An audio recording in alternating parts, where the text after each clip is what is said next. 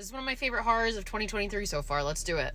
Evil Dead Rise opens up with these two girls, Teresa and Jessica, and the two of them are at a cabin in the woods along with Jessica's boyfriend. Jessica starts acting super weird, so they think she's sick, but then she turns on Teresa and scalps her and then murders her boyfriend. And then she rises out of the lake like this, which is where we get that incredible opening title card. The screen then cuts to black and says 1 day earlier, which is where the rest of the story takes place. And that's when we meet Beth, who finds out that she is pregnant. So she decides to go visit her sister Ellie, who lives in a high-rise along with her 3 children.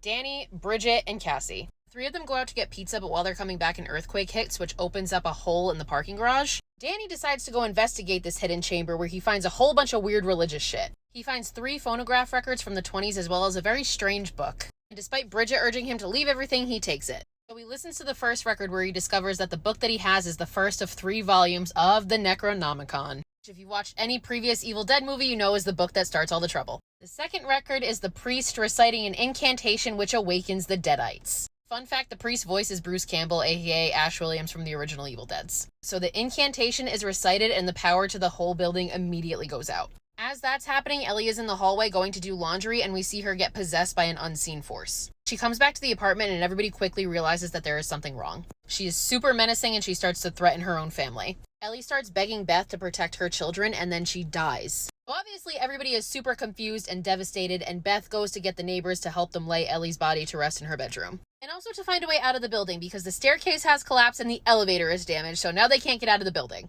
And while everybody's distracted trying to get access to the fire escapes, Ellie wakes up and starts attacking everybody. A now very possessed Ellie attacks and wounds Beth and Bridget, but they manage to lock her out of the apartment. And she is now in the hallway of the apartment building where she proceeds to brutally attack and murder the neighbor and his children. Yes, the neighbor who was just helping them. No good deed goes unpunished. So at this point, Danny is like, Beth, I fucked up. I think this is happening because I listened to these tapes. And while they're distracted, Cassie, the youngest daughter, looks through the peephole in the door, which is where we get this terrifying fisheye perspective. And Ellie, her mother, starts talking to her as if she's not possessed and convinces Cassie to open the door for her.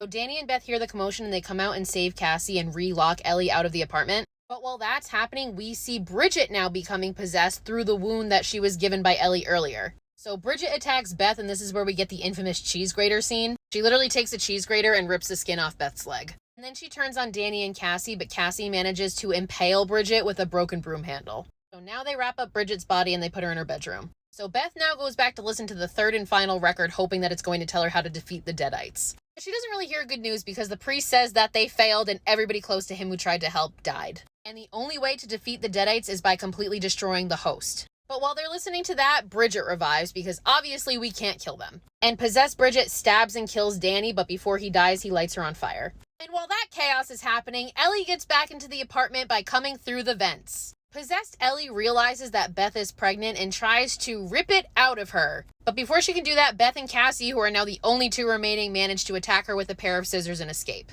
She tries to manipulate Cassie again, but Cassie has learned from her mistakes and she runs the fuck out of there with Beth. So as they run out of the hallway to escape, everybody who died is now possessed and reanimates. And this forces Beth and Cassie to get into the damaged elevator, which then starts filling with blood. And while that's happening, Ellie, Bridget, and Danny morph into one creature and get on top of the elevator. The elevator then plummets to the ground and bursts open, which leads Beth and Cassie to escape into the parking garage. But the Ellie, Bridget, Danny creature captures Cassie and tries to kill her with a chainsaw. But Beth is not fucking having it. She distracts the creature and manages to save Cassie. A struggle ensues, but ultimately Beth and Cassie are able to get the creature into a wood chipper and destroy it. The only piece that remains is Ellie's still possessed head, who then taunts Beth, telling her she's going to be a terrible mother.